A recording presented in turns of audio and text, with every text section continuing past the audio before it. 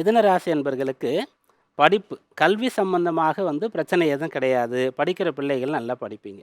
உத்தியோகஸ்தர்களுக்கும் இந்த வாரத்தில உங்க உத்தியோகத்தில நல்ல நிலை தான் இருக்கும். உங்களுடைய வேலைகள்லாம் திறம்பட நீங்க செஞ்சு முடிக்கலாம்.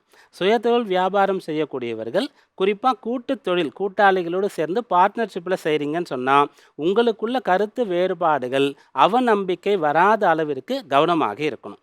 2வது பருவ வயதில இருக்கக்கூடியவர்கள், திருமண வயதில இருக்கக்கூடியவர்கள், திருமணத்திற்கான வாழ்க்கை துணைய தானே தேர்ந்தெடுக்கக்கூடிய நிலையில, தேர்ந்தெடுத்து இப்போது அவர்களோடு நீங்க திருமணத்த பற்றி பேசிக் கொண்டிருக்கீங்கன்னு சொன்னா, கவனமாக இருக்கணும்.